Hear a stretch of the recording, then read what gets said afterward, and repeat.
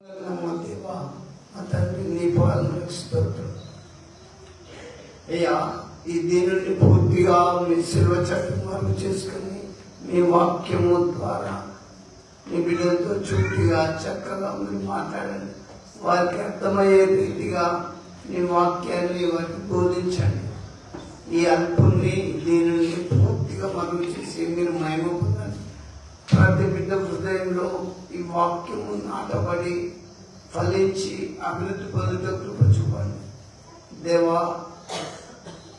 ఈ వాక్యంతో బిడ్డలు వెలిగింపబడి స్వస్థత పొంది క్షేమము నెమ్మది వారి జీవితంలో దయచేయమని నీ మాటలు నా నోటిలో ఉంచి వారితో చూటిగా మాట్లాడమని యేసు నామములో ప్రార్థిస్తున్నాము తండ్రి, ఆమేన్. దయచేసి క్రీస్తునందు దేవుని బిడ్డలారా, బాధలో శోధనలో దుఃఖంలో వేదనలో ఉన్న ప్రతి ఒక్కరు కూడా దేవుని వాక్యాన్ని బహు జాగ్రత్తగా విని ఆ వాక్యానుసారంగా మీరు కనుక జీవిస్తే నీ జీవితం ఖచ్చితంగా ధన్యమైపోయి ఆశీర్వదింపబడుతుందని మరొకసారి తెలియజేస్తున్నా. మనం అందరికీ ఒక రోజు ఉన్నది. నువ్వు మంత్రివే కావచ్చు,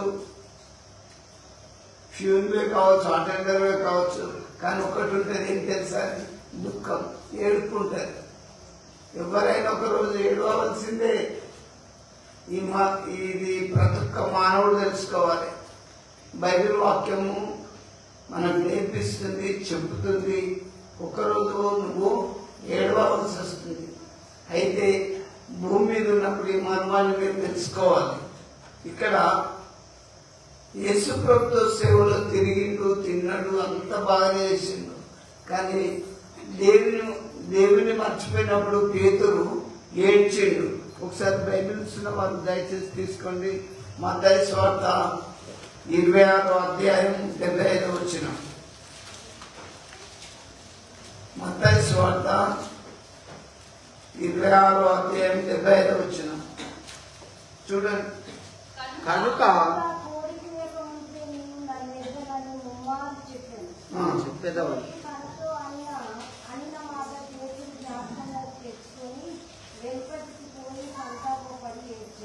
చూడండి, పేతురు దేవుని సేవకుడు యేసు ప్రభుతో ఉన్నాడు. దేవుడు చెప్పిన మాట విని బయటికి పోయి ఏడ్చిండు. నువ్వు బైబిల్ చదవచ్చు, చర్చికి రావచ్చు, ఉద్యోగం చేయొచ్చు, ఆఫీసర్ కావచ్చు, కానీ ఒకరోజు ఏడవలసి ఉంటుంది, ఖచ్చితంగా ఉంటుంది. అందుకే నేను మీకు ఏం చెప్తుంది తెలుసా? దుర్దినములు రాకముందే, సతిపతి బదిలిపోకముందే నీ సృష్టికర్తను స్మరణ తెచ్చుకో, జ్ఞాపకం తెచ్చుకో. భూమి మీద బ్రతుకుతున్నప్పుడు, భార్య భర్తలు ఉన్నప్పుడు విలువ తెలియదు. ఆ జంటలో ఒకరు విడిపోయినప్పుడు ఆ ఏడుపు, ఆ బాధ, ఆ వేదన వర్ణనాతీతం. నేను మీకు ఒకటే చెప్తున్నా. పేతురు యేసు ప్రభుతో ఉన్నప్పుడు, పేతురు నన్ను గురించి నువ్వేమనుకుంటున్నావు అంటే, అయ్యా నువ్వు సర్వోన్నతుడు అయిన దేవుడి కుమారుడు అని గొప్ప చెప్పిండు. కానీ యేసు ప్రభుకు చిత్రహింసలు పెట్టి సిల్వ వేసేటప్పుడు ఆయన ఎవరు నేను ఎర్రగన్నప్పుడు ప్రభుకు చాలా కొరడా దెబ్బలు అన్ని కొట్టేటప్పుడు చూసి సంతాపపడి ఎక్కడికి పోయి ఏడ్చిండు? వెలుపలికి పోయి ఏడ్చిండు.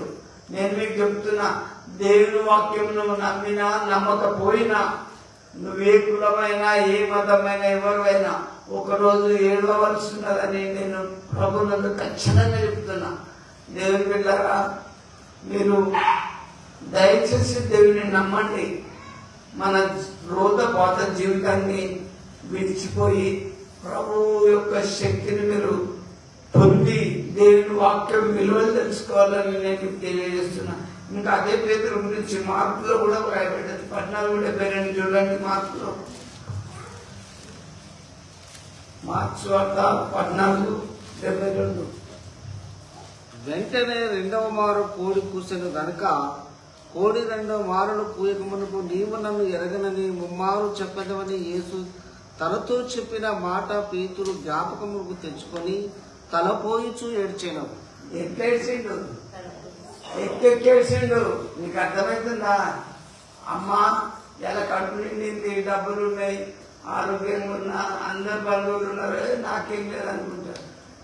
కానీ తల పోసుకుంటూ దేవుని గురించి ఆలోచించుకుంటూ, అయ్యో నేను నా ప్రభు ఉన్నప్పుడు నేను గ్రహించకపోతుంది అని తల పోసుకొని ఏడ్చిండు. నేను మీకు చెప్తున్నా, అంత ఏడుపుకు మనం వెళ్ళక ముందే ప్రభుతో సావాసం చేయాలి. ప్రార్థనలో, వాక్యంతో అనుదినం మనం దేవునితో సంబంధం ఉండాలి. లోకంలో వేద్దాంకున్న సంపాదించుకున్న వ్యర్థం. ఒక ధనవంతుడి గురించి మీకు బాగానే నేను షార్ట్ చెప్తున్నా. ఒకడు అంత సంపాదించుకున్నాడు, ఓ నా ప్రాణమా తినుము, సుఖించుము, త్రాగము, అనేక సంవత్సరంలో కొరకు విస్తారమైన ఆస్తిని నీకు సంపాదించినట్టు దేవుడు ఏమన్నాడు తెలుసా? ఒరే వెర్రివాడ, నువ్వు సంపాదించింది ఏమని పరాలిస్తుంది, ఈ రాత్రిగా నీ ప్రాణం అడుగుతున్నా అనగానే వదిలి వెళ్ళిపోయాడు. ఇది 70 ఏళ్ల యాత్రని గుర్తు చేసుకుని నీవు దుఃఖం పాలు కాకముందే, నువ్వు కన్నీరు విడవకముందే ప్రభుని తెలుసుకో. ఎందుకు ఏం లాభం? యేసు ప్రభుతో సేవలో తిరిగిండు, మంచిగానే యేసు ప్రభుతో ఉన్నాడు, తిన్నాడు, తిరిగిండు, చక్కగానే ఉన్నాడు. కానీ చివరికి ఒక చిన్న పిల్ల దగ్గర బొంగి ఏడవలసి వచ్చింది. ఆ ఏడు పెట్టాడి తలపోసుకుంటూ ఏడ్చిండు. గుడికొచ్చినంత మాత్రంలో భావితం అనేది కాదు. ఎప్పుడు జీవితాంతం ప్రభుతో కలిసి మనం సాగిపోతుండాలి. జీవితంలో దేవుడు లేని జీవితం వ్యర్థమమ్మా. దయచేసి గుర్తుపెట్టుకోండి. నేను తెలుసుకున్న సత్యాన్ని మీకు తెలియజెప్తున్నా. పేతురు వాళ్ళు గ్రహించలేదు, కానీ తర్వాత ఏడ్చేటప్పుడు ఆ ఎక్కెక్కి ఏడ్చుకుంటూ ఉన్నప్పుడు ప్రభు గుర్తొచ్చినట్లు మనము చూస్తున్నాం. నువ్వు గుడికి వచ్చినావు, అందరున్నారు, కొడుకులు, బిడ్డలు, ఆస్తి ఎవరొస్తున్నది, నాకేం తక్కువ అనుకుంటున్నావా? ఒక్కరోజు గాలి వచ్చి కొట్టుకొని పోతుంది. నేను ప్రభు వాక్యాన్ని బట్టి చెబుతున్నా. దేవుని తెలుసుకొని ఆయన మీ రక్షకునిగా మీరు అంగీకరించి ప్రభుతో ఈ జీవితయాత్రలో సాగిపోవాలి. ఇంకొకటి కూడా పేతురు గురించి నేను మీకు చెప్తా. లూకా సువార్తలో రాయబడ్డది 22:42 చూడండి.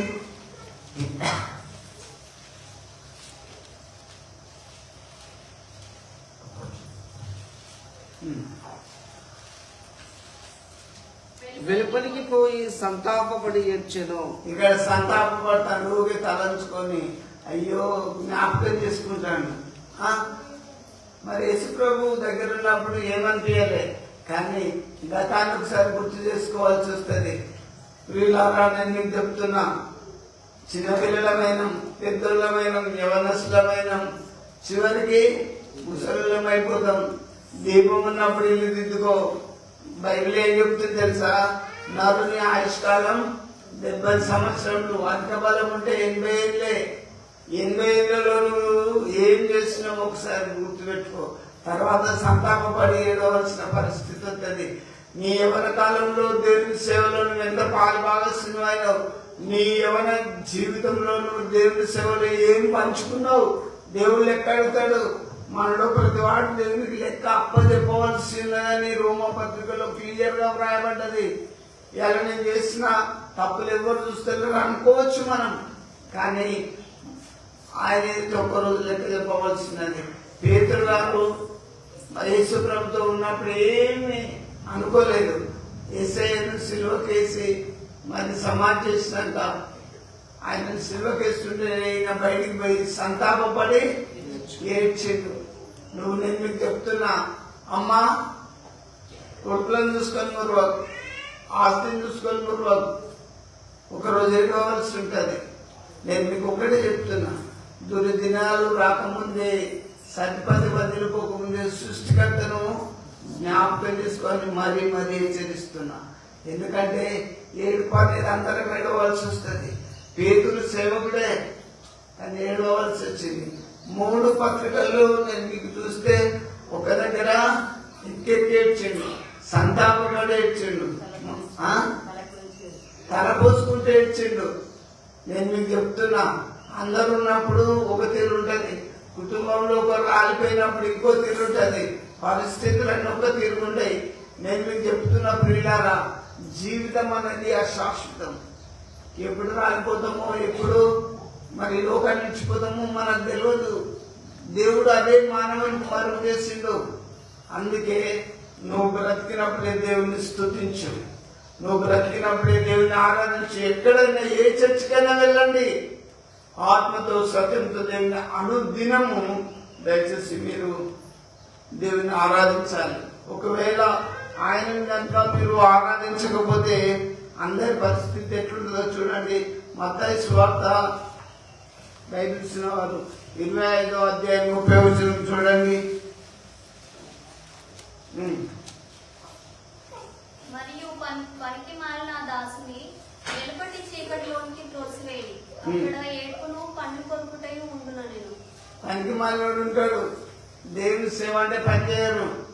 నేను చెప్తున్నా కదా, దేవుని సేవకుల్లోకే నిద్రొస్తుంది. ఇప్పుడు సేవ అంటే ఎంతో ఉన్నది. దేవుని సువార్త చేయడం, ఎన్నో గ్రామాలు, ఎన్నో పట్టణాలు, ఈ చర్చి పోంటే ఆ చర్చి పెట్టుకుంటారు. ఇక్కడ పోటీలో పెట్టి కట్టుకొని చేస్తున్నారు. అది కాదు, పనికి దేవుని మెచ్చే సేవ చేయాలి. వింటున్నా, దేవుని పిలుపు ప్రకారంగా దేవుని సేవ చేయాలి. ఒకవేళ నువ్వు పనికి మళ్ళీ దాచుడవు అయితే అక్కడ ఏముంటది? నీకు ఏడ్పునో పనులు కొరుకుతాయి ఉండను. అక్కడి పోయినాక కూడా జడ్జిమెంట్ ఇస్తాడు దేవుడు. బిడ్డ, భూమి మీద నీకు ఇంత ఆయుష్ ఇచ్చినా, ఆరోగ్యం ఇచ్చినా, నువ్వేం చేసినావు పో, నీకు నిత్య నరకం ఉంటుంది, ఖచ్చితంగా ఉంటుంది. ఏ ఒక్క శరీరం తప్పించుకోలేడు.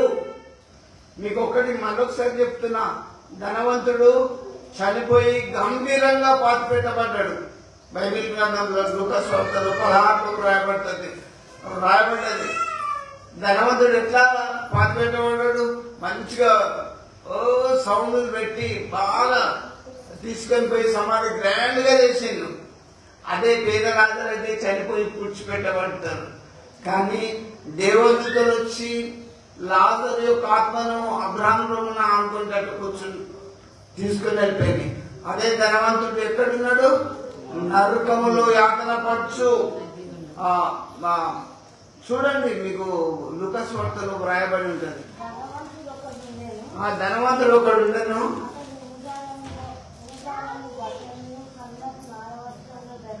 చూడండి, ధనవంతులకు ఇప్పుడు నా మాట వెళ్లి మాటలు అయితే, ధనవంతుడు ఒకడు ఉండను. అతడు ఊదారం వస్త్రములు, నారబట్టలు ధరించుకుని రోజుకు 3 పూటలు హాయిగా తినుకుంటూ సుఖపడేవాడు. ఒక్కరోజు మీకు షార్ట్ చెప్తున్నా, చనిపోయిండు, పాతి పెట్టబడ్డాడు. కానీ నరకానికి కొనుక్కోబడ్డాడు. కొనిపోయినాక ఆ నరకం ఎట్లుంటది? అయ్యా, అగ్ని ఆరదు, పురుగు చావదు, ఎప్పటికీ మంటే. ఎప్పుడన్నా నువ్వు ముట్టుకున్నారా? మీకు కాలిందా? చల్లగా ఉంటుంది కదా, సుక్కు అనుకుంటది. అవునా?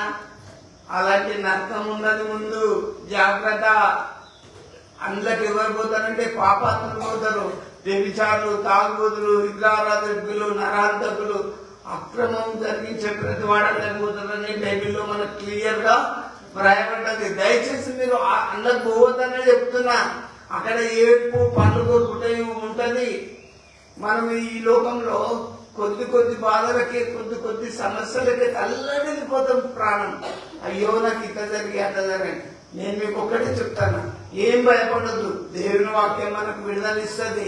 రోగం వచ్చినా భయపడకు, కష్టం వచ్చినా భయపడకు, ఏ సమస్య వచ్చినా ప్రభునందు చెప్తున్నా. ఇక డాక్టర్లు బ్రతకదన్నా కూడా మీరు భయపడకండి. ఎందుకు చెప్పనా? నువ్వు దేవుని నమ్ముకుంటావు అంటే ఆయన నీకు ఆయుష్ ఇస్తాడు. ఆయుష్ అనేది ఎవరిస్తారు? వెంటిలేటర్ మీద పోతాను అనుకుంటాను, రాదు. అక్కడ పోయినా కూడా ప్రాణం పోతుంది. నేను నువ్వు ఇయ్యాలను బ్రతుకుతున్నావంటే నిన్ను దేవుడు ప్రేమించిండని గుర్తుపెట్టుకో. ఈ రోజు నువ్వు మందిరంలో కూర్చున్నావంటే దేవుడు నిన్ను కనికరించిందని జ్ఞాపకం చేసుకో. దేవుని బిడ్డ, దేవుడు ఇంకా నేను ఆశీర్వదించడానికి సిద్ధంగా ఉన్నాడు. నీ ఏడుపును, నీ దుఃఖంను ఆయన నాట్యంగా మార్చడానికి సిద్ధంగా ఉన్నాడు. కానీ దేవుని నమ్మని వాళ్ళ పరిస్థితి ఏంది? అక్కడ ఏడుపు, పండు కొరుకుతాయి ఉంటాయి. అది వేదనకరమైన స్థలం. మీరు అక్కడికి వెళ్ళొద్దని చెప్తున్నా. అందుకే ప్రభు వాక్యాన్ని బట్టి నేను మీకు మరొక చెప్తున్నా. చూడండి, చాలా చోట్ల రాయబడ్డది. మత్తయి సువార్త 8:12 కూడా రాయబడింది. చూడండి, మత్తయి అనేక సార్లు మాటలు చెప్పిండు. సంఘంలో నేను మీకు చెప్పకపోతే ఎట్లా? రాజ్య సంబంధులు ఆ. వెలుపటి చీకటిలోనికి త్రోయబడతారు. రాజ్య సంబంధులు వెలుపటి చీకటిలోకి తోయబడతారు. అక్కడ ఏడుపును పండ్లు కొరుకుటయు ఉండునని మీతో చెప్తాను. రాజ్యాన్ని పరిపాలించడానికి దేవుడు అంటే లెక్కుంటారా? నేను చెప్పడం కాదు, బైబిల్లో రాయబడి ఉన్నది. రాజ్య సంబంధులు ఎక్కడుంటారు? వెలుపటి చీకటి. వెలుపల పరలోకాన్ని మెట్టు కూడా ఎక్కరు. ఎందుకంటే నేను మీకు చెప్తున్నా, పరలోక రాజ్యం ఒకటి ఉన్నది, ఇది భూలోక రాజ్యం. ఇలా నువ్వు బ్రతికేది 70 ఏళ్ళే. తర్వాత మనం ఇస్తారు చదువుకొని ఇల్లు ఇడిచి పిల్లల్ని ఇడిచిపెట్టి ఇవన్నీ ఇక్కడ ఇడిచిపెట్టి వెళ్ళిపోవాలి. ఎక్కడికి? ఆత్మ పంపించిన దేవుని యొద్దకు వెళ్ళిపోవాలి. ఈ మర్మాన్ని మీకు తెలియాలా? తెలుసుకోవాలి. అక్కడికి వెళ్ళిపోవాలి. పరలోకం ఎట్లుంటారంటే అక్కడ ఏడుపైనను, దుఃఖమైనను, కన్నీరైనను, కష్టమైనను, ఆకలైనను, దప్పికైనను ఎప్పుడు ఉండదు. ఎల్లప్పుడూ ఆనందం ఉంటుంది. ఆనందకరమైన స్థలానికి మీరు రావాలి. వింటున్నా? మన పేరు ఎవరెవరం పోతామో మరి తయారై సిద్ధంగా అండి. ఎందుకంటే నేను మీకు ప్రభు వాక్యాన్ని మరి చెప్తున్నా, నువ్వు ఇంకా తాగుడుతోటి, సమస్యలతోటి, ఇంకా పాపంతో దేవున్నావు అనుకో, విడిచిపెట్టబడతావు. ధనవంతుడు ఏమంటాడు? కాకుండా అయ్యా అయ్యా భూమి మీద నాకు ఇంకా 5 సహోదరులు ఉన్నారు, ఈ వర్తమానం వాళ్ళకి చెప్పుకోరాదు జరని పక్కన ఉన్న లాజర్తో అంటే, అప్పుడు దేవుడు ఏం చెప్తాడు తెలుసా? భూమి మీద నన్ను గురించి చెప్పేవాళ్ళు చాలా మంది ఉన్నారు, వాళ్ళ మాట వింటే నా మాట విన్నట్టే అని చెప్తాడు. ఇక నేను మీకు చెప్తున్నా, మన స్థితిని మనం మార్చుకోవాలి. ఆత్మీయంగా మనం ప్రార్థనలు ఎదగాలి, వాక్యం ఎదగాలి, విశ్వాసంలో ఎదగాలి. అలా దేవుని వాక్యానుసారంగా మనం ఉంటే నిత్య పరలోకం, నిత్య జీవం మనకు వస్తుంది. అక్కడ నెమ్మది ఉంటుంది, ఏడుపు ఉండదు, దుఃఖం ఉండదు, కన్నీరు ఉండదు, కష్టం ఉండదు. దేవుని పిల్లారా, ఆ స్థానం మీరు సంపాదించుకోండి. ఇంకా అదే మత్తయి సువార్త 22:13 కూడా వ్రాయబడి ఉన్నది. చూడండి బైబిల్లో మత్తయి సువార్త 22:13 చూడండి. అంతటా రాజు దీని కాళ్ళు చేతులు కట్టి వెలుపటి చీకటిలోనికి త్రోసివేయి, అక్కడ ఏడుపును పండ్లు కొరుకుటయు ఉండునని పరిచారకులతో చెప్పాను. చూడండి, రాజు ఈ మాట చెప్తాడు. రాజు ఎందుకు చెప్తాడు? ఈయన ఏం చేసాడు తెలుసా? ఒకరిని పిలిచాడు, అయ్యా నేను నీకు 5 మీనాలు ఇస్తున్నా, ఈ 5 ఇచ్చి నేను దూరదేశం పోతాను, నువ్వు సంపాదించుకొని మంచిగా బ్రతుకుమని చెప్పిపోతాడు. ఇంకొనికి 2 ఇచ్చిపోతాడు, ఒకరికి 1 ఇచ్చిపోతాడు. ఇచ్చి దూరదేశంలో ఏడ్చి కొంతకాలానికి వచ్చి అడుగుతాడు. 5 తీసుకున్నాడు వచ్చి ఏమంటాడంటే, అయ్యా నువ్వు దూరదేశం పోకముందు నాకు 5 మీనాలు ఇచ్చినావు, నీ 5ని పెట్టి నేను వ్యాపారం చేసి ఇంకా 5 చంపుకున్నా అంటే రాజుకు చాలా సంతోషం అవుతుంది. బలానమ్మకమైన మంచి రాజుగా నువ్వు చాలా మంచి పని చేసినావు, 5కి 5 సంపాదించుకున్నావు, నిన్ను అనేకమైన పట్టణాల మీద అధికారిగా నియమిస్తానని ఆయన అభయం ఇచ్చిండు. 2 తీసుకున్నాడు వచ్చిండు. అయ్యా నువ్వు 2 తలాంతులు ఇచ్చి దూరదేశంలో ఇచ్చావు కదా, ఇదిగో నీ 2కి నేను ఇంకా 2 సంపాదించుకున్నా అంటే రాజు సంతోషపడ్డాడు. వెరీ గుడ్, చాలా మంచిది, నేను నీకు ఇంత 2 ఇస్తే ఇంకా 2 సంపాదించుకున్నావు కదా, నిన్ను 2 పట్టణాలను నేను నియమిస్తానని చెప్పి నియమించింది. 1 తీసుకున్నాడు వచ్చింది. అయ్యా నువ్వు దూరదేశం పెట్టినప్పుడు నాకు 1 తలాంతు ఇచ్చినావు, ఆ తలాంతును ఏం చేసావు తెలుసా? భూమిని తవ్విన, ఆ తలాంతును మూట కట్టాక నువ్వు వచ్చేలాగా దాచిపెట్టిన, నీ తలాంతు నువ్వు తీసుకో అన్నాడు. అప్పుడు రాజు కోపం వచ్చేసింది. కోపం వచ్చి ఆ మాట అంటాడు, చదువు. వీని కాళ్ళు చేతులు కట్టి వెలుపటి చీకటిలోనికి త్రోసివేయి. వీని కాళ్ళు చేతులు కట్టి వెలుపటి చీకటిలోనికి త్రోసివేయండి. అక్కడ ఏముంటది? ఏడుపును పండ్లు కొరుకుటయు. అక్కడ ఏడుపును పన్ను కొరుకుతే ఉంటది, ఏడ్పే ఉంటది. నీకు ఈ భూమి మీద మంచిగా బతుకు బిడ్డని, కోతులని ఇచ్చిండు, బిడ్డలని ఇచ్చిండు, ఆస్తి ఇచ్చిండు, ఉద్యోగం ఇచ్చిండు, అంతస్తు ఇచ్చిండు. నువ్వు దేవుని స్తుతించుకుంటా భూమి మీద బతకాల కానీ 1 తలంతులాగా అన్ని తప్పులు చేసుకుంటూ మట్టిలో పూడ్చిపెట్టినట్లుంటే ఎట్లా? దేవుని కోపం రాదా? నిన్ను ఎవరు చేసిండు? దావీదు ఏమంటాడు తెలుసా? నా నడక నా పడక నువ్వు పరిశీలన చేస్తున్నావు, నేను కూర్చుంటా, నేను లేచుతా నీకు బాగా తెలుసు. నాకు తలంపు పుట్టక మునిపే నీవు నన్ను గ్రహిస్తున్నావు. ఏం నీకు మంచి మెదడితే పాప తలంపులా, నీకు మంచి కళ్ళితే చెడు చూపులా, ఊగే టీవీని సెల్లులో పెట్టుకొని చూసుకునేనా? నేను మీకు ఒక్కడే చెప్తున్నా, బైబిల్ చదివే అలవాటు లేదా? సరే, చదువు రాకపోతే నీ హృదయం అనే పలక మీద రాసుకో. నీకు చదువు రాకపోతే దేవుని మాటలు నీ నోటికి రావా? నీకు నోరిచ్చింది ఎందుకు తిట్టుమన్నా? చెప్పు, లెక్కడున్నాడు ఖచ్చితం. 5 తలంతులు నేను లెక్కడగలేదా?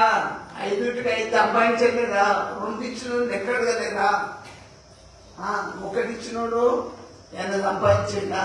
అయ్యా, నేను భూమిలో పూడ్చిపెట్టిన నీ సొమ్ము నువ్వు తీసుకో అంటే కోపం వచ్చింది.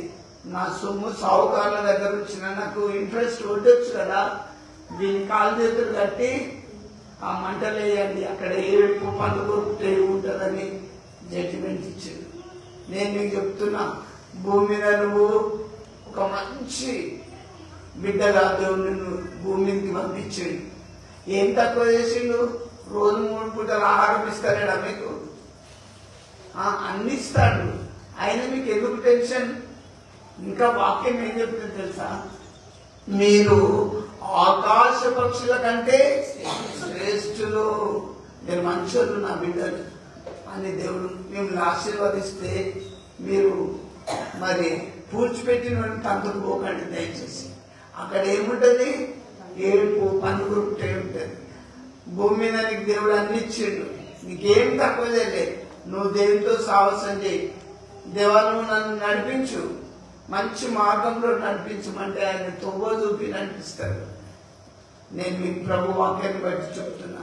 ఇంకా ఏడుపు అనేది రకరకాలుగా ఉంటుంది. చచ్చిపోయిన కాడ కూడా కొంతమంది ఏడుస్తుంటారు. ఒకసారి నేను మీకు చెప్తా చూడండి. మార్క్స్ వార్త 5వ అధ్యాయం 35లో చూడండి. ఏడుపు అనేది రకరకాలుగా ఉంటుంది. కానీ నరకంలో ఏడ్చేడు ఘోరంగా ఉంటుంది. మార్క్స్ వార్త 5వ అధ్యాయం 35 చూడండి. సమాజ మందిరపు అధికారి ఇంటికి వచ్చి వారు గొల్లగా నుండి చాలా ఏడ్చుచు ప్రలాపించుచుండుట చూచి లోపలికి పోయి మీరేల గొల్ల చేసి ఏడ్చుచున్నారు, ఈ చిన్నది నిద్రించుచున్నదే గాని యేసు ప్రభు ఏం చెప్పిందంటే, ఈ లోకంలో ఆయన సువార్త సేవ చేసేటప్పుడు ఒక అధికారి ఇంటికి వెళ్ళాడు.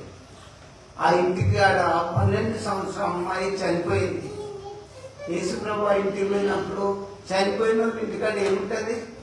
ఏడిపే ఉంటది. ఆడ డీజల్ పెడతారా? పెట్టారు కదా. ఒక్కటి అక్కడ అందరు ఏడుస్తుండ్రు. యేసు ప్రభు ఆ ఇంటికి పోయి ఆ చిన్నది చనిపోలేదు, ఆమె నిద్రపోతుందని చెప్పింది. లోకంలో దేవుని సువార్త చాలా మంది కూడా విలువైన వాక్యము, ఇది నిజమైన వాక్యం అంటే ఇదేం వాక్యం అనుకొని రిజెక్ట్ చేస్తుండ్రు. నమ్మని వాళ్ళు కొంతమంది ఉంటారు. కానీ నమ్మితే నువ్వు దేవుని మహిమను చూస్తావు. కానీ ఆ శతాధిపతి ఇంటికి పోయినప్పుడు అందరూ ఆ యేసు ప్రభుని అభాసించినా కూడా ఏం డౌట్ పడలే. చిన్నదానా దేహాన్ని చేయబట్టి లేపి వాళ్ళకి అప్పచెప్పింది. నువ్వు యేసు ప్రభుని నమ్మితే నిజంగా నువ్వు గొల్లుగా ఏడుస్తున్న ఆ ఇంటిలో యేసయ్య ఉంటే ఎంత ఆనందం వచ్చింది. నేను మీకు చెప్తున్నా, యేసు ప్రభునే నమ్మండి, ఆయనే దేవుడు. నేను తెలుసుకున్న సత్యం, లోకంలో అధికారులు, రాజులు, సర్వలోక నివాసులు ఆయన వైపు చూసి రక్షణ పొందాలి. ఆయన నమ్మడానికి ఖచ్చితంగా నరకం ఉంటుందని బైబిల్ చెప్తుంది. నమ్మి బాప్తిసం పొందిన వాడే రక్షింపబడును, నమ్మని వారికి శిక్ష విధింపబడుతుంది. ఎవరికి విధింపబడ్డది? ధనవంతునికి విధింపబడలేదా? వాడు ఈ లోకంలో ధనాన్ని చూసుకున్నాడు, అన్నదమ్ములను చూసుకున్నాడు. నాకు ఇంతమంది సచ్చినాకే వదులుతారు, నీతో నీ అన్నదమ్ములు చేరుతారా? ఏడుతారా?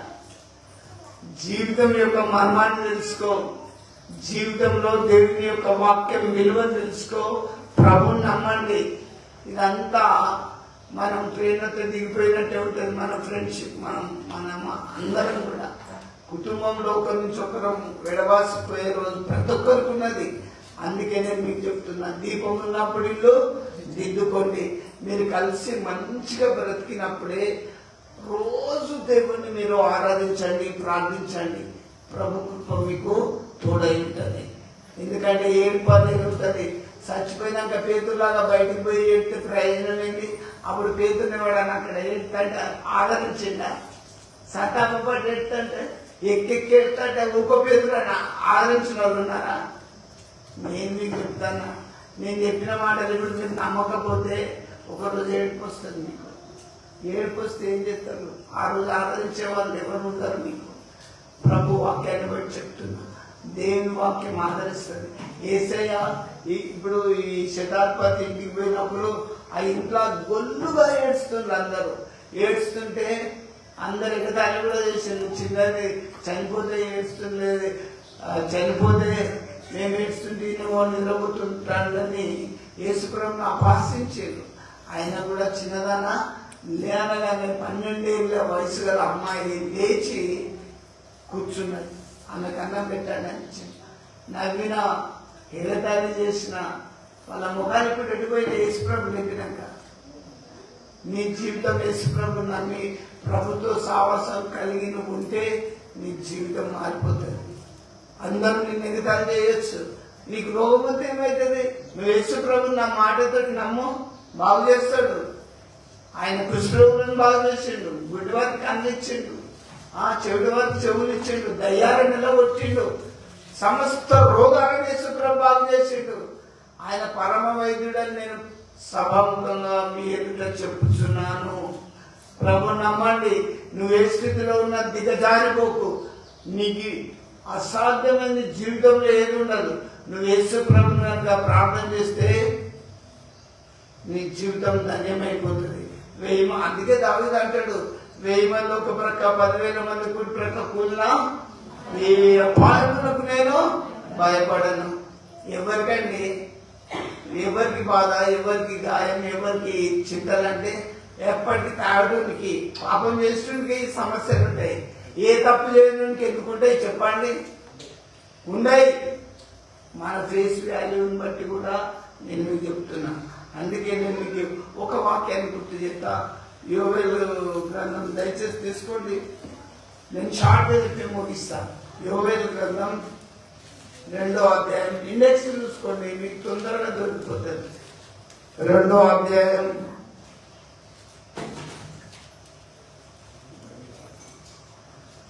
12వ వచనం నుంచి చదవండి.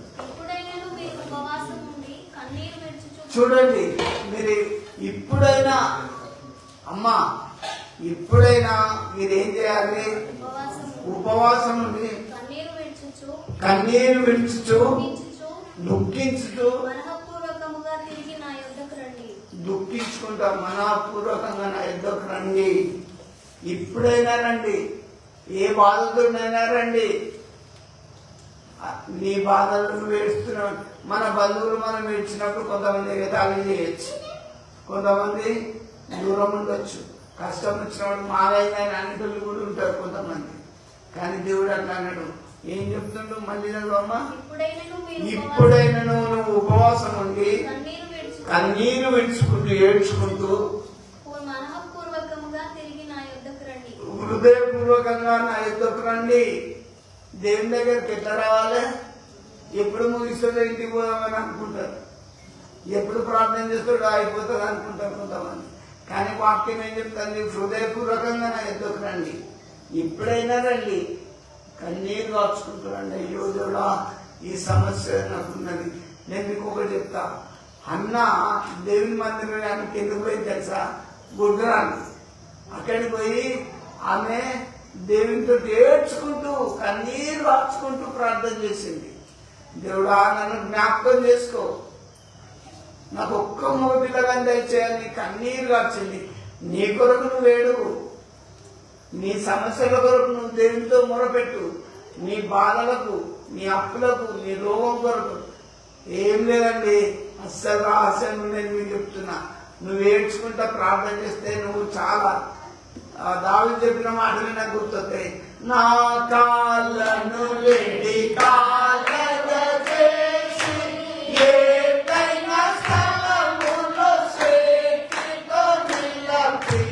నా కాళ్ళను లేడి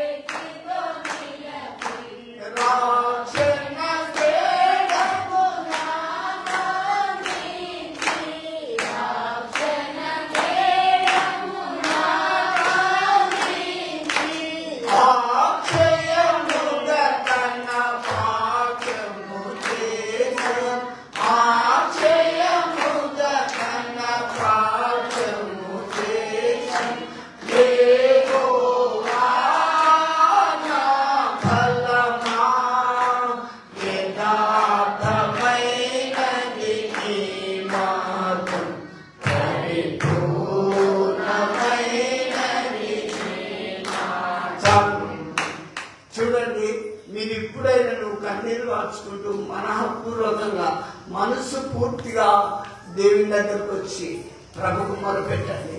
ఏడ్చుకుంటూ దుఃఖించుకుంటూ అన్న కన్నీళ్లు దాచుకుంటూ ప్రార్థన చేసింది. చాలా మంది ఉన్నారు. ఆడలు కూడా ఆ చిన్నోని సాగుని దుళ్ళని చెట్టుకి వేసి బాగా ఏడుతారు అడవిలో. మనం చర్చిలో కూడా ఏడవలేకపోతున్నాం అంటే బాధ ఎక్కడికి తినొచ్చినాం కదా. ఎప్పుడైతే విరిగిన నలిగిన హృదయంతో దేవుని ప్రార్థన చేస్తావో ఖచ్చితంగా దేవుని ప్రార్థన వింటాడు. ఆదరణ తీసుకోండి. చెట్టు కింద చిన్న పిల్లల్ని పడేసి ఈ చిన్న పిల్లవాళ్ళని సాగు నేను చూడలేను, ఇక్కడ నీళ్లు లేవు, ఇక నేను కూడా చచ్చిపోతా, పిల్లోడు కూడా చచ్చిపోతాడని ఎలుగెత్తి ఏడ్చింది. ఎలుగెత్తి ఎప్పుడు ఏడుస్తారు? బాధ ఎక్కువైనప్పుడు, కట్టలు తెచ్చుకున్నప్పుడు, హృదయంలోకి వెళ్ళి అది పొంగి పొల్లొచ్చినప్పుడు ఎవ్వరూ ఆగలేని దుఃఖం వచ్చినాం. దేవుని దగ్గరికి వచ్చి ఎప్పుడన్నా ఏడ్చిందా మీరు? ఈ బైబిల్ ఏం చెప్తుంది? మీరు కన్నీళ్లు దాచుకుంటూ ఏడ్చుకుంటూ అట్లా వచ్చినాం. మళ్ళీ చదవమ్మా. ఇప్పుడైనా మీరు ఉపవాసం ఉండి కన్నీరు విడిచుచు దుఃఖించుచు మనఃపూర్వకంగా తిరిగి నా యొద్దకు రండి. చూడండి, దుఃఖించుకుంటా ప్రార్థన చేసినప్పుడు దేవుడు నీ జీవితాన్ని ధన్యం చేస్తాడు. ఎప్పుడు ఏం భయం లేదు, ఎంత పెద్ద రోగం కానీ భయం లేదు. నేను ఎందుకు చెప్తున్నానంటే హిజ్కియాకు యెషయా భక్తుడు పోయి చెప్తాడు, హిజ్కియా ఇక నువ్వు మరణం అవుతున్నావు, నీ ఇల్లు చక్క పెట్టుకో, అయిపోయింది. బెడ్ మీద ఉన్నాడు, కదలలేకపోతాడు హిజ్కియా, అయిపోయింది నీ టైం. నేను కూడా బెడ్ మీద ఉన్నప్పుడు చాలా మంది అన్నారు అయిపోయింది అన్నప్పుడు నిన్నగా నాకు మాత్రం ఇంకా అనిపించలే. రియల్ గా చెప్తున్నా, ఎందుకంటే నా గురి దేవునిలో ఉన్నది, మీ గురి కూడా దేవుని అని ఉండాలి. రోగం రాని, కష్టం రాని, నష్టం రాని. మీరందరూ ప్రార్థన చేసిండ్రు, సంఘం అంతా ప్రార్థన చేసిండ్రు. నేను ఇలా సజీవునికి ఎదుట దేవుని వాక్యం అందిస్తున్నాను గుర్తు చేసుకోండి.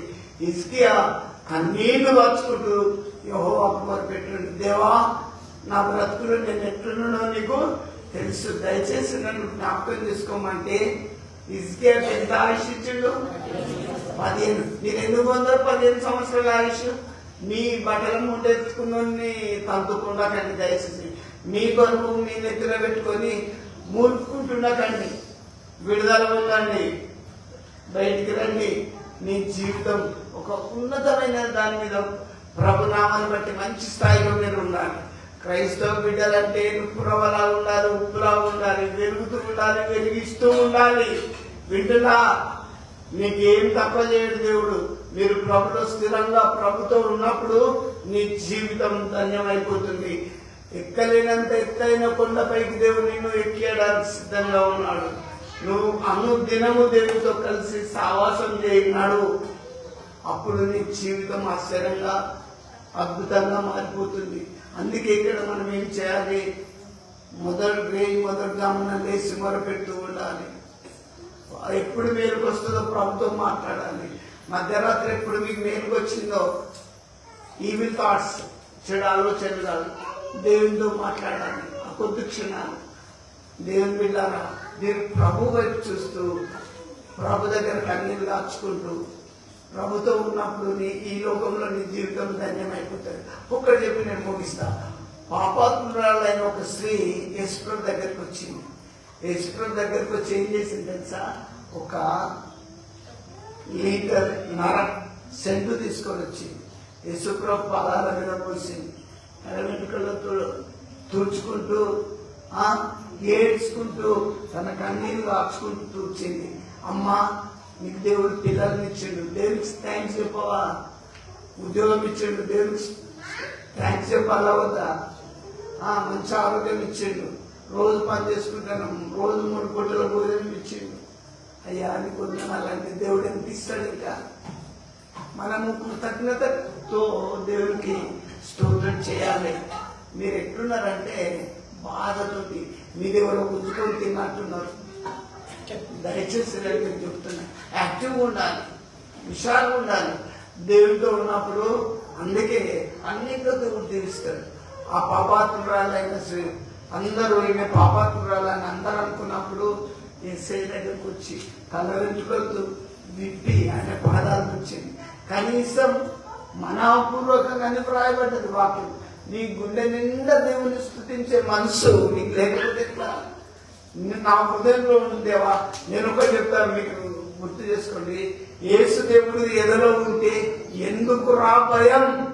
కొండలాంటి ఏ కష్టాలు వచ్చినా తొలగిపో క్షణం. గుండెలో యేసు ప్రభు నీ గుండెలో ఉంటే భయం ఎందుకు?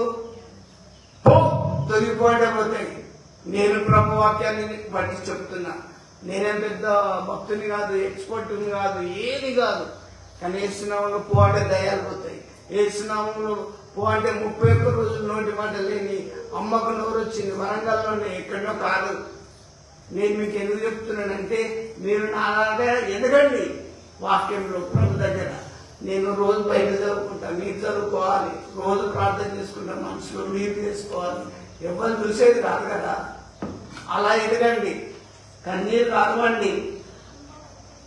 దేవుని కృపలో ఎదిగి ఫలించాలి అని నేను ఆశిస్తూ క్లుప్తంగా ముగిస్తున్నా. దేవుడి వాక్య భాగంలో నేను వినికిడిలో దీవించుగా ప్రార్థన చేసుకుంటాను.